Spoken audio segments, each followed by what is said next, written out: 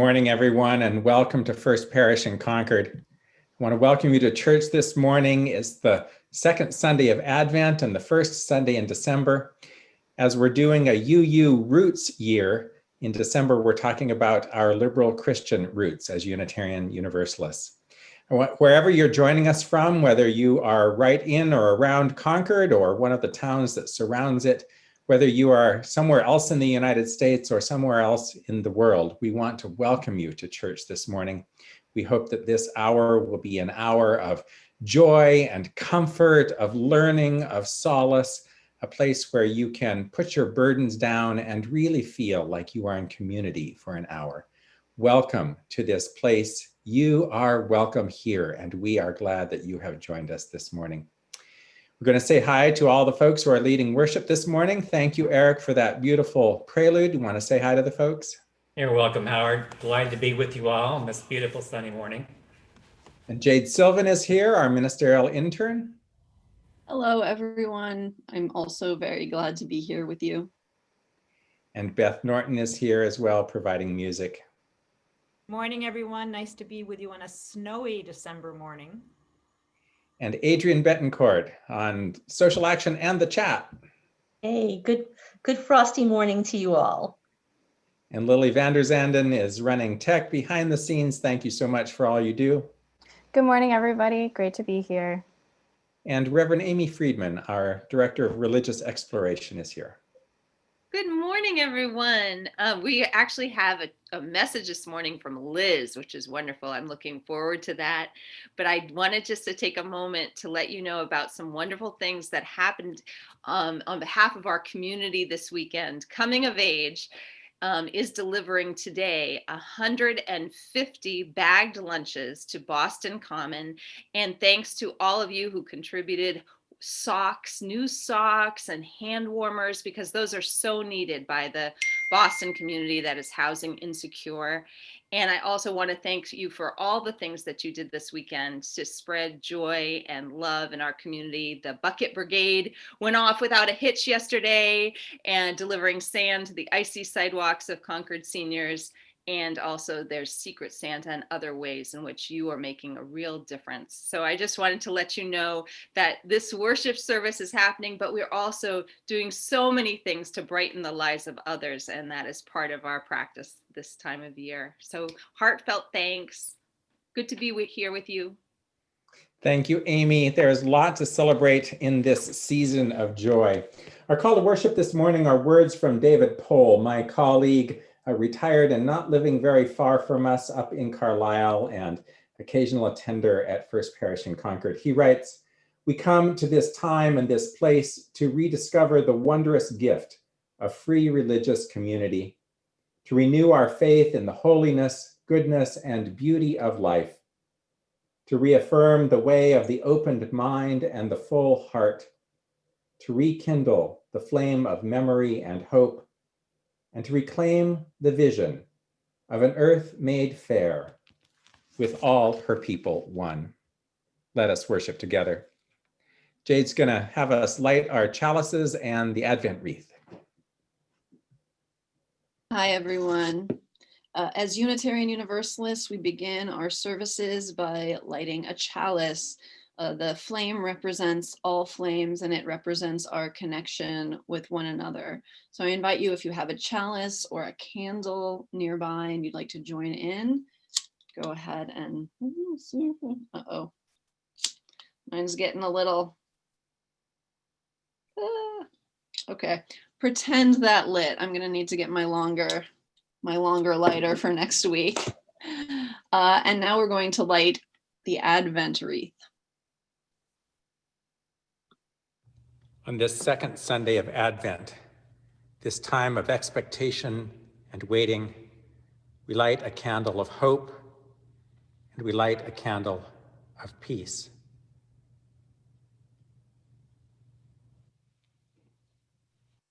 Please join me with the Advent wreath response. I will light candles this season, candles of joy despite all sadness, candles of hope where despair keeps watch, candles of courage for fears ever present, candles of peace for tempest-tossed days, candles of grace to ease heavy burdens, candles of love to inspire all my living, candles that will burn all year long. On this second Sunday of Advent, we'll start our service by singing a beautiful Advent hymn with words by Eleanor Fargen, who also wrote the words to Morning Has Broken, and an ancient tune called Besançon, French tune, People Look East. Please join me in singing. People look east, the time is near of the crowning of the year. Make your house fair as you are able. Trim the hearth and set the table. People look east and sing today. Love, the guest is on the way. Furrows be glad though earth is bare. One more seed is planted there. Give up your strength, the seed to nourish, that in course the flower may flourish. People look east and sing today. Love, the rose is on the way. Stars keep the watch when night is dim. One more light the bowl shall brim, shining beyond the frosty weather, bright as sun and moon together. People look east and sing today. Love, the star is on the way.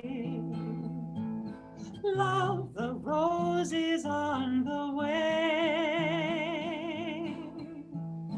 Love, the guest is on the way.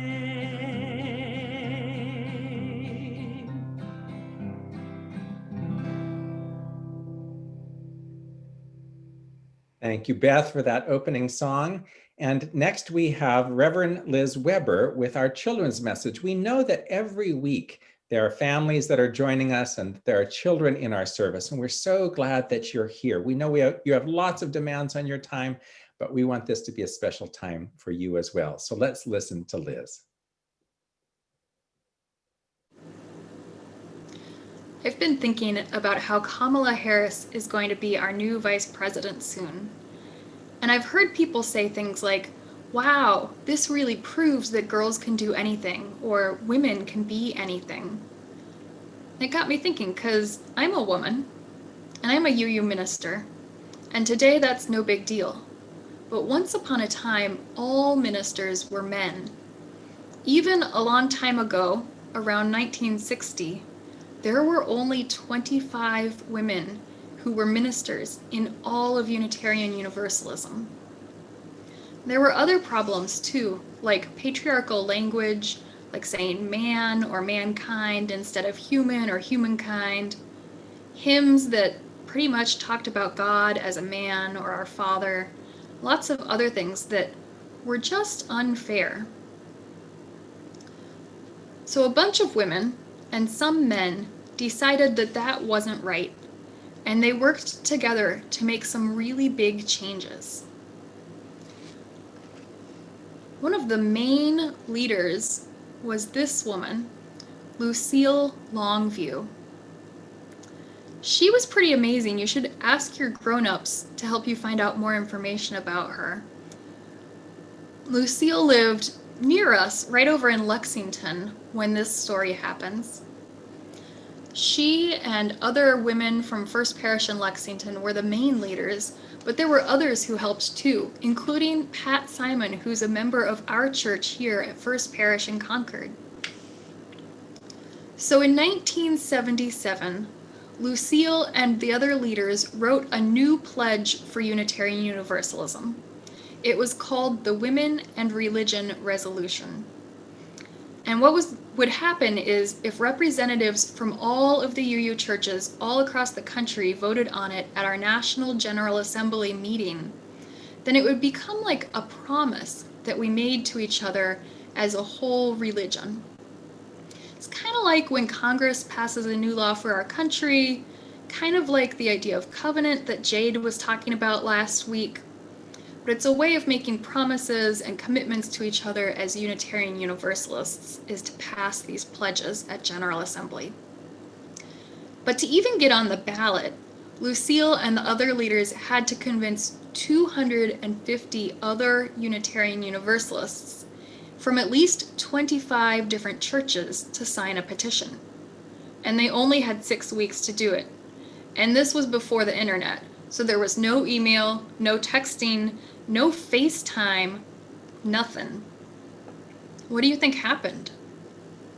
Well, 548 people from 57 churches signed the petition, more than twice the number that were needed. So then, in the summer, everybody got together at the big General Assembly meeting, and Lucille Longview's petition, Women and Religion Resolution, it passed. So, do you think that just making the promise was enough and the work was over? Of course not. It was just the beginning. What happened next was that women from all over the country, and in sometimes women and men together from all over the country, talked a lot. They had special conferences to get together and figure out what changes they thought should happen in our religion to make it more fair. Over the next 10 years, there were some big changes that happened. One thing was our new hymnal. Well, it was new at that time, in the 90s. The gray hymnal that we still use today, this was because of the Women and Religion Resolution. And in this hymnal and in our conversations and imaginations, we started to think about God much more broadly. We still like the idea of God as a man or as our father. We also like the idea of God as our mother or our grandparent or nature or energy. All of those ideas, some of which are older than this story, but some of which have really gained acceptance because of the Women and Religion Resolution. We also, because of that pledge, have the 7 principles that we use today. Once upon a time, there were only 6 principles, and they used language like the dignity of man. But our new principles talk about the worth and dignity of each person. And we had a brand new 7th principle, the interdependent web of all existence, of which we are all a part.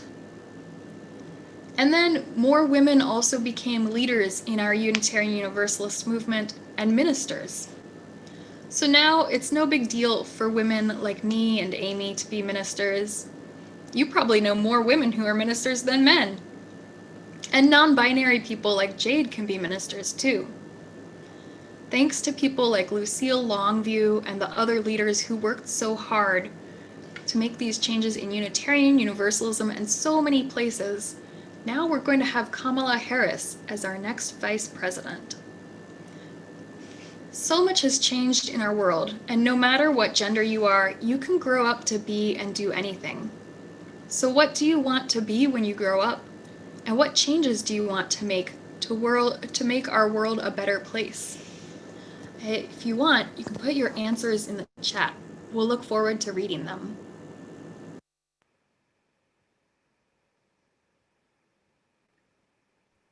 And as you put your answers in the chat, let's sing our traditional response for after the children's message.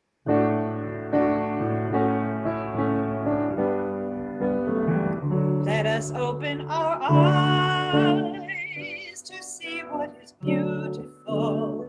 Let us open our minds to seek what is true.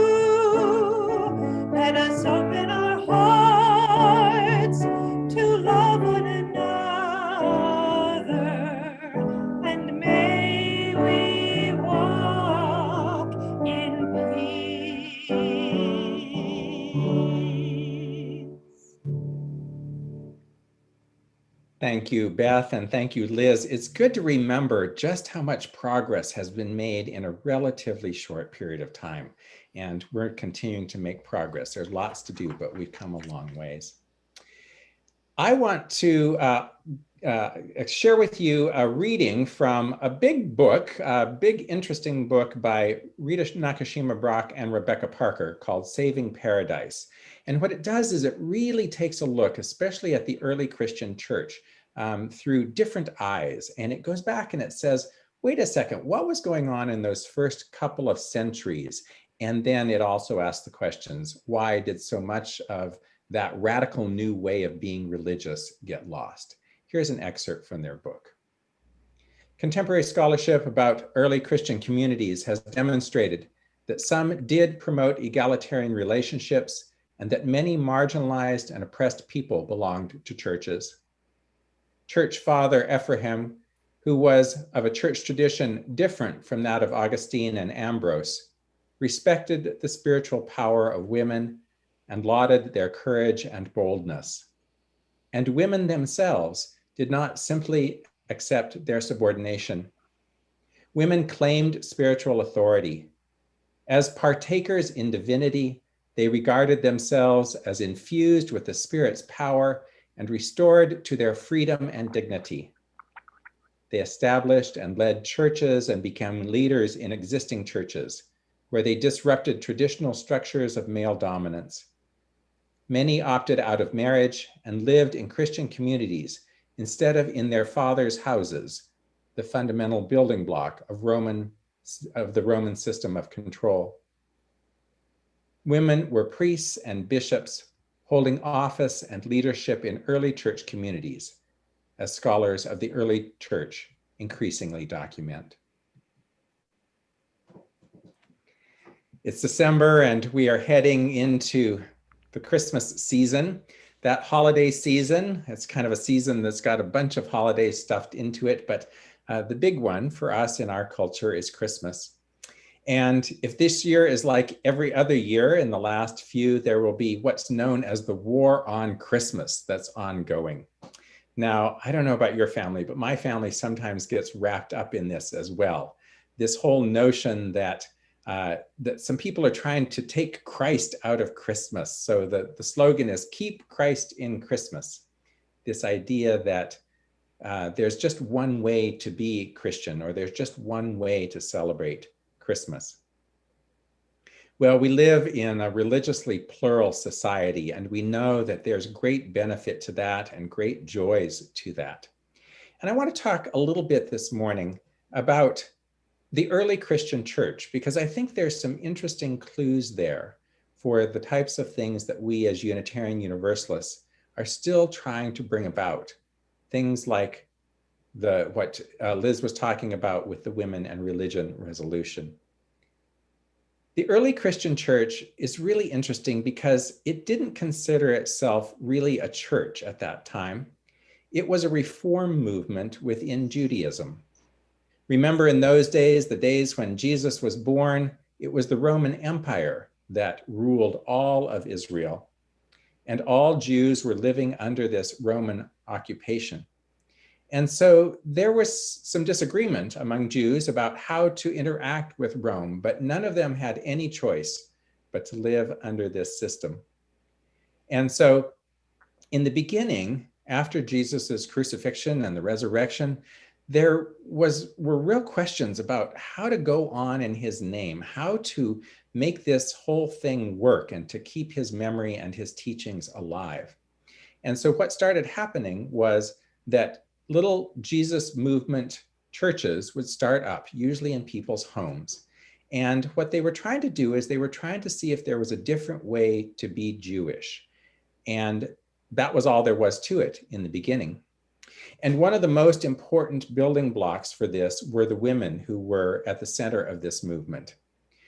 I would venture to say that if women had not been keenly involved as leaders in the early Christian church, it would not have survived even the first century.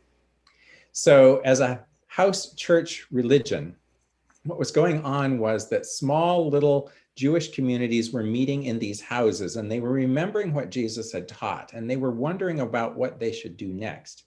And these houses were often owned by wealthy women.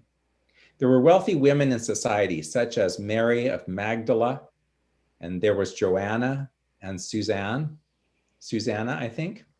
And these women opened their houses as refuge. And some of the things that the early Christians were talking about were controversial. And remember, you've got Rome as the predominant force in the region. And so some of the things that they were saying about Jesus or were trying to do in his name were subversive to Rome. And so there was quite a bit of persecution. But it was in these house churches that the new religion really started to get going. It then spread much further when Paul of Tarsus, after his conversion, decided that he was going to head out into the Greek and Roman world, heading out into modern day Turkey and modern day Greece, and even as far as Rome, spreading this message of Jesus and starting new churches as he went. You can just look at his letters and see exactly where he went, because they're all the letter to the church in Corinth, the letter to the church in Rome. So you can just see what his path was like. And we sometimes think that that was the end of the story, that it was just Paul, he went out, he did it all on his own. But no, in fact, there were quite a few people around him who were also helping found churches. And I want to tell you about one of those people in particular. This is a woman named Thecla.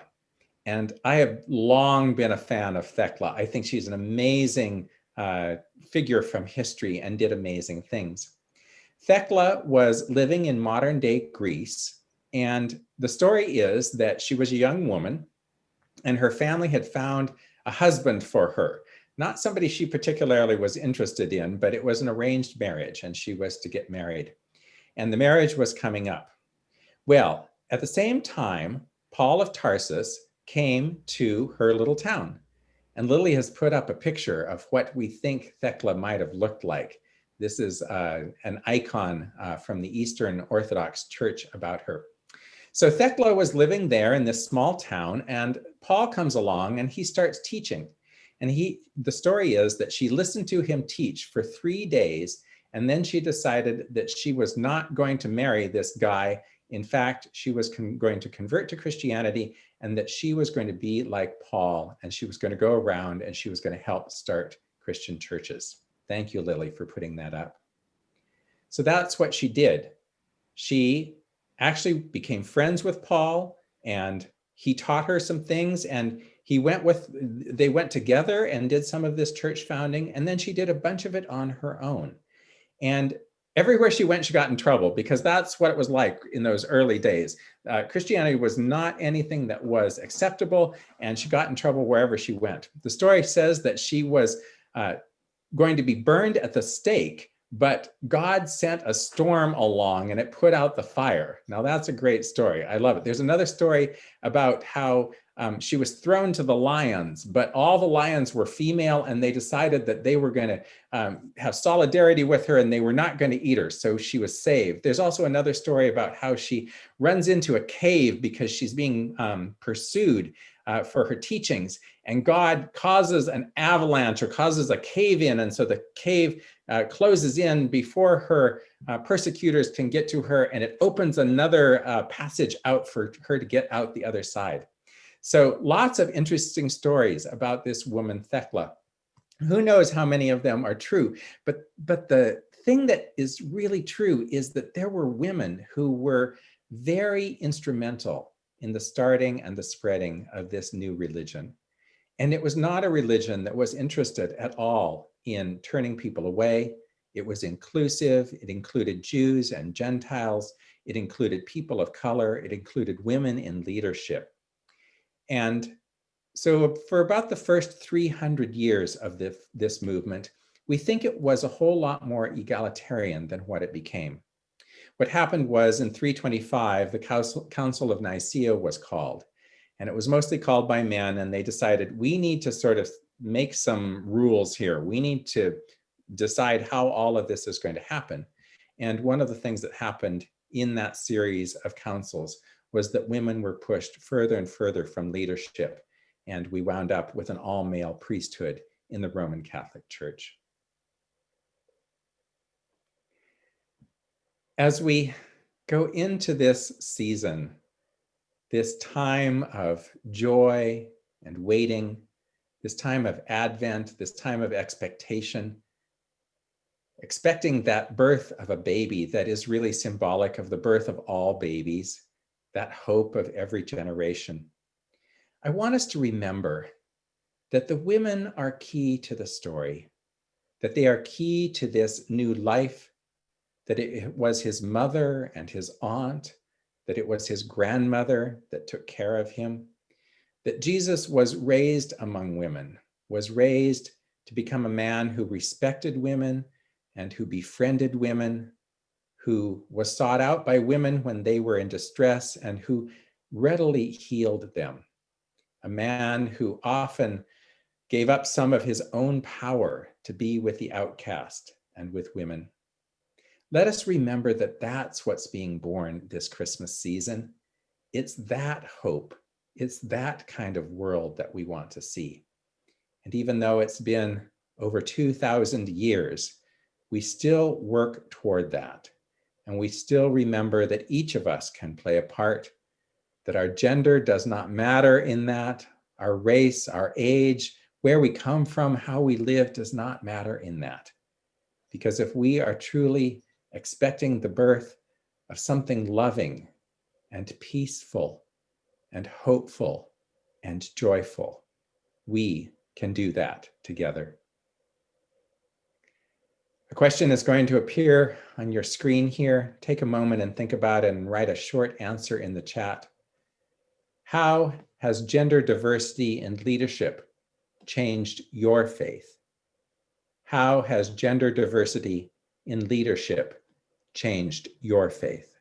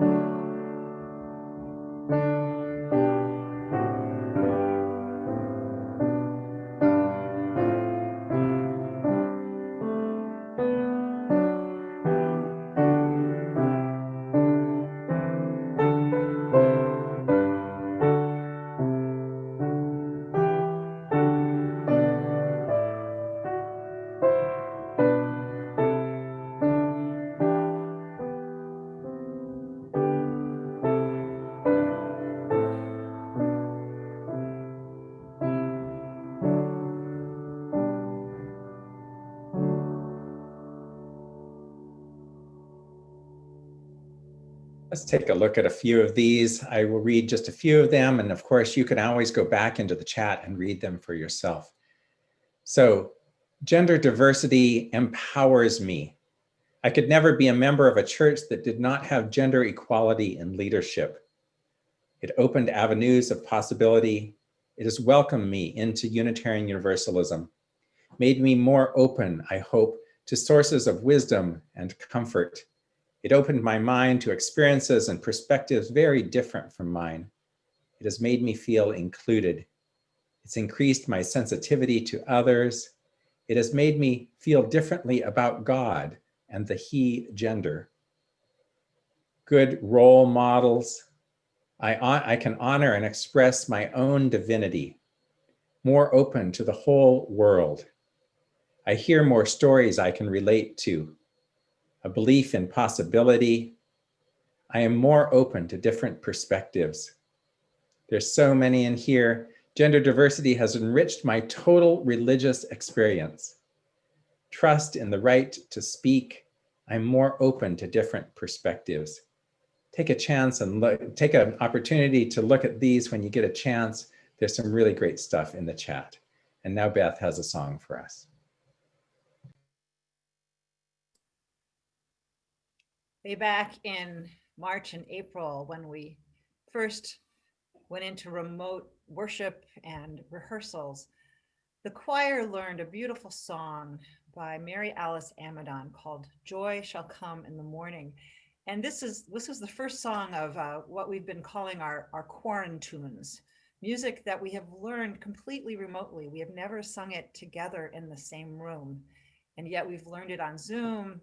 And it was the first song that we used to try out an online recording program called Soundtrap, where we could actually hear one another's voices, not at the same time, but pretty close to the same time, and record songs together. And so this morning, we'd like to offer this song, "Joy Shall Come in the Morning," to you. We realized it was a song of hope for us at the beginning of this dark time. And then more recently, that it really was a wonderful Advent song with its message of joy, love, peace, and hope, just like our 4 Advent candles. So out of darkness, may you find light, and may you enjoy "Joy Shall Come in the Morning."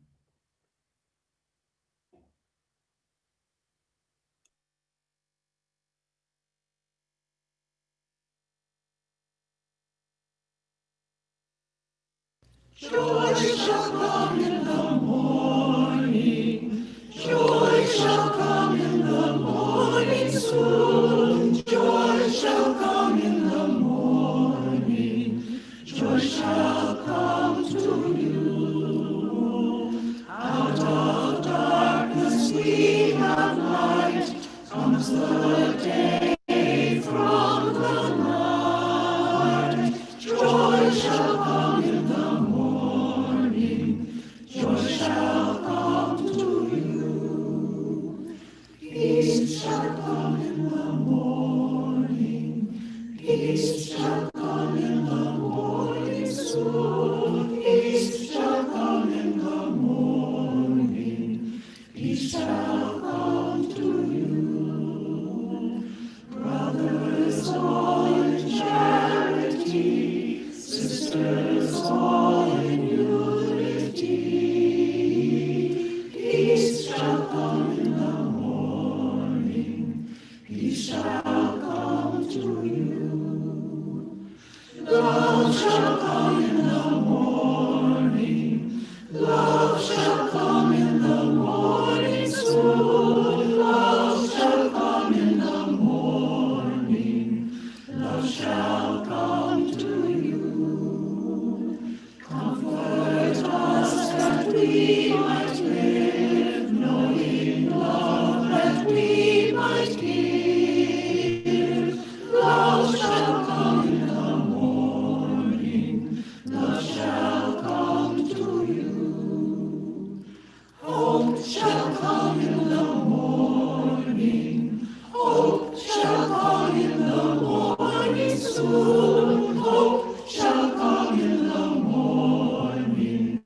Hope shall come to you. Take this pain from the night. Open your heart with wings, take flight. Hope shall come in the morning. Hope shall come to you. Hope shall come to you.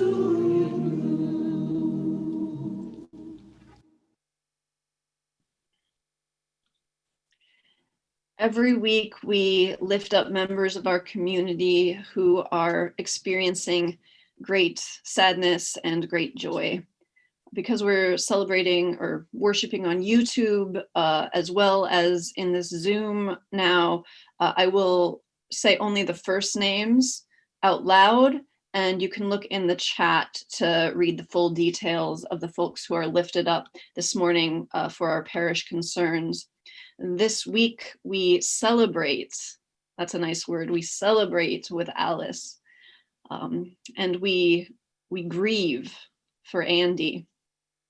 And we also express concern and care for our friends at the Middle Collegiate Church in New York City. It's one of our sister churches. You can check out the chat for more details about all of those.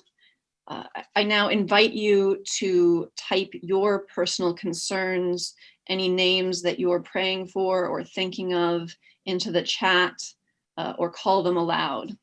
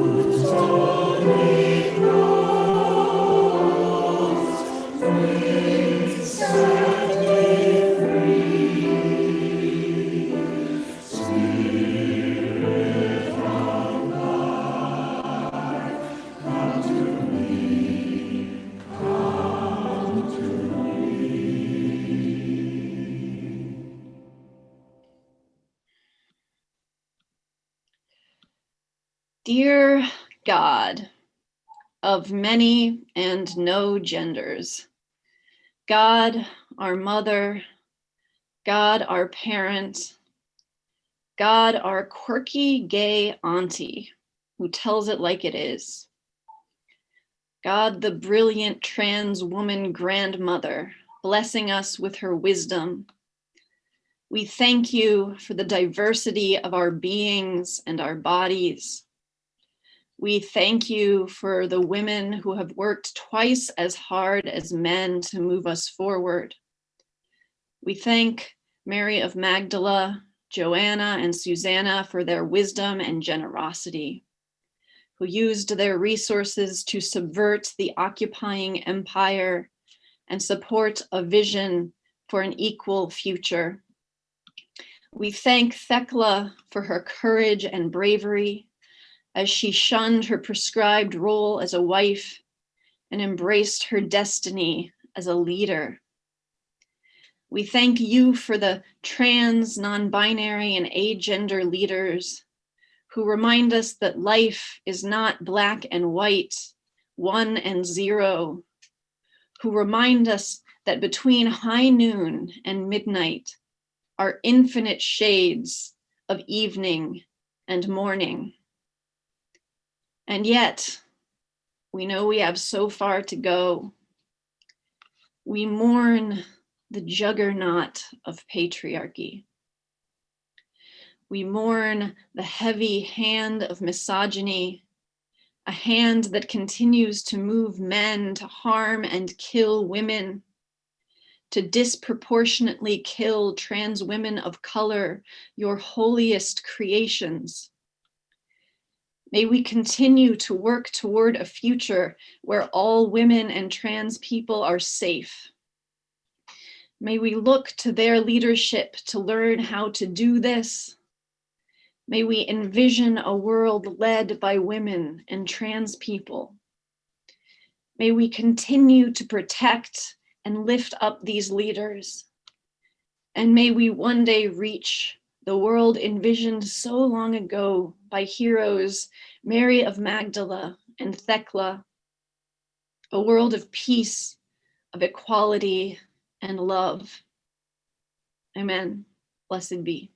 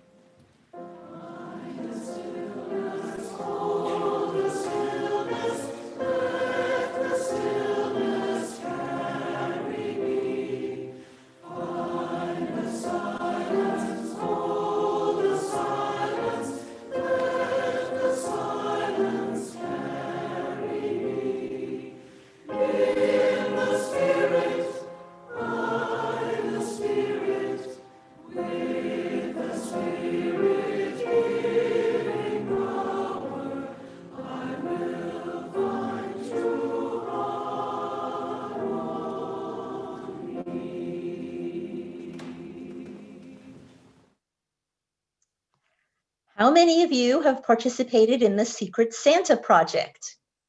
The deadline to drop off Visa cards or Visa gift cards in envelopes in the outside mailbox of the church or mailed has been moved to this Friday. Let's listen to a special thank you created just for our parish by UU Urban Ministry. Their renewal house alongside the Elliott Center and Walden Street School have been extremely appreciative of our Secret Santa project for well over 20 years. Thank you.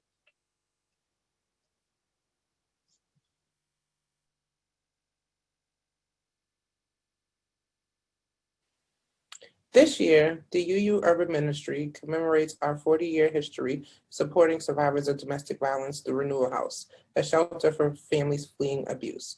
In 2017, we added an additional second program for survivors, Believe in Success, which is a trauma-informed and mindfulness-focused job and education readiness training program that we run twice a year. In past years, your congregation's holiday support has made such a wonderful impact on the participants in our domestic violence programs. In this time of social distancing, we want to share with you what you've made possible and the social connections you have forged. One recent Believe in Success graduate has shared with us, "Your help around the holidays always makes it a lot happier a time for me. As a single mother, it's so hard to be able to pay all the bills and still have money left over to get gifts for the kids." Another past participant shares, "Gift cards from the Urban Ministry always come in handy. It's a huge relief and enables me to help my family. And it also makes me feel included and not left out of the holiday celebration." This year, with COVID-19 and our switch to remote programming, we need your help more than ever to make the holidays bright for the survivors we serve and for their families. We're asking for your help supporting past and current program participants with donations of gift cards for the holiday season. We know that giving gift cards can feel less personal than buying a coveted toy or a warm winter jacket. In these times, gift cards are easier to distribute to our program participants who are learning remotely and being sheltered in safe, scattered apartment site locations. But more than that, a gift card gives the important gift of choice. For those families who have relied on charity to make ends meet, being able to hand a Visa gift card to a Target cashier can be an empowering act. A gift card tells a family that they have the ability to choose what gift they want to give their children, and they also have the ability to choose what coat they will want to wear that makes them feel confident and cozy this winter. This is such a significant gift, and it reiterates the approach we take every day in our programs. We know that survivors know best what keeps them safe, what helps them heal, and what justice looks like for them. As one program graduate has written to us, of course my kids love the Christmas gifts from the urban ministry, and I am so thankful that they are able to have those gifts. What the kids don't know is that Believe in Success has also given them a mom who gets out of bed and goes to work every day, a mom who is grateful for the opportunity, a mom who is happy and proud of herself. You are empowering survivors and bringing abundance to families that are likely to be experiencing scarcity this season. On behalf of all of us at the UU Urban Ministry, thank you and Merry Christmas. Thank you. Thank you. Thank you again for making the holidays brighter for the families that we serve, and we truly hope that you have a safe and Merry Christmas.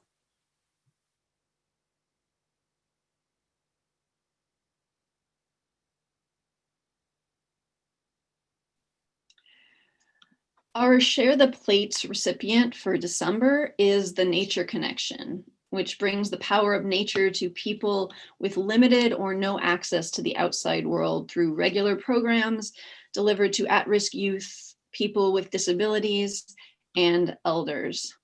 In a moment, you'll see instructions for how to text your donation to Share the Plate.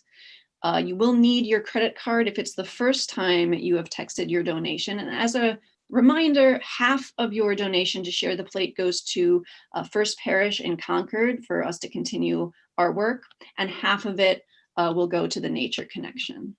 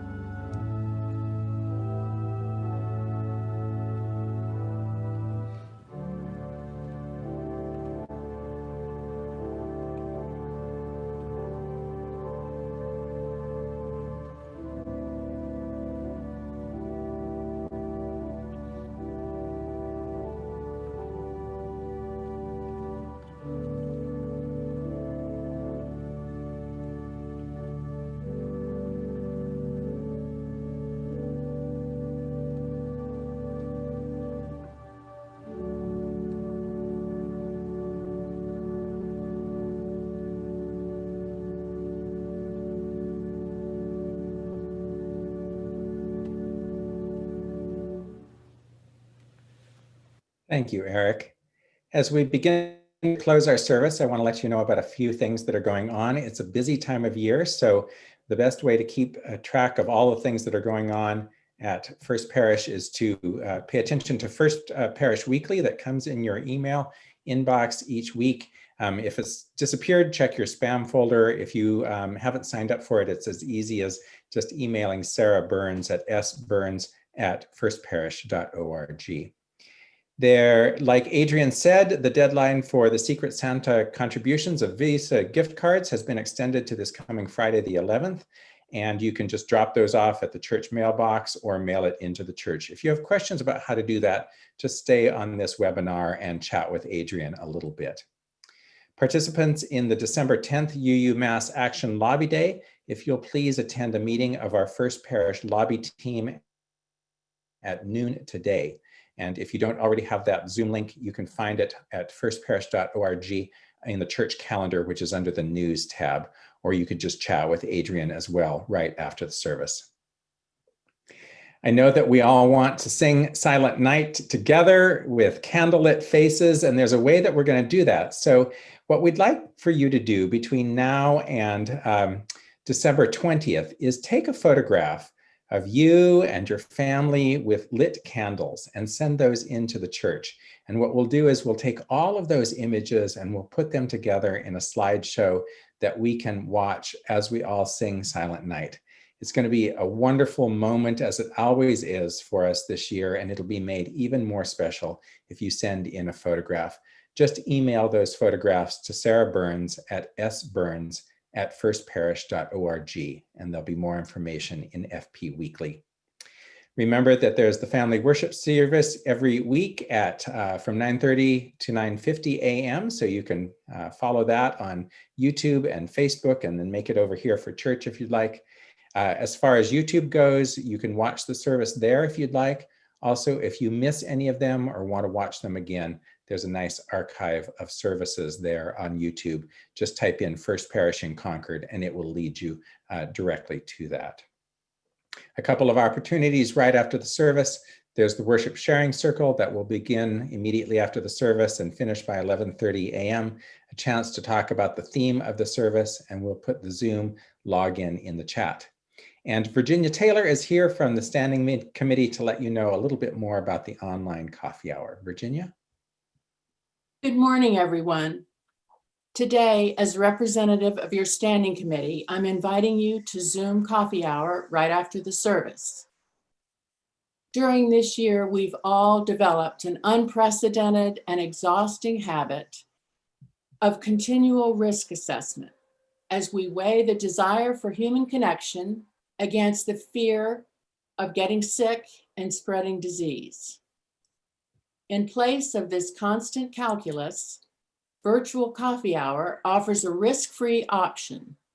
We can at least see each other's faces and hear each other's voices. I hope you'll join me. You'll find the link to Zoom coffee hour in the chat. Hope to see you soon. Thank you.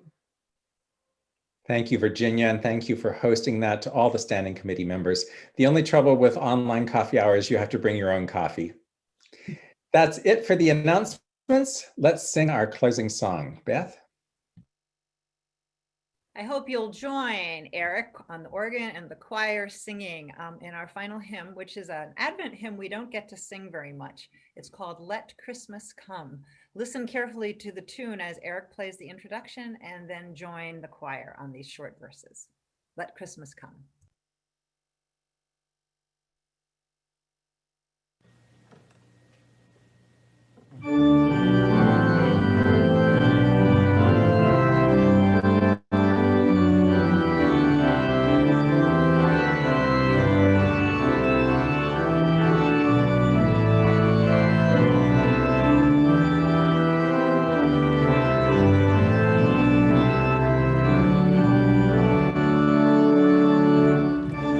Christmas come, its glory told, and days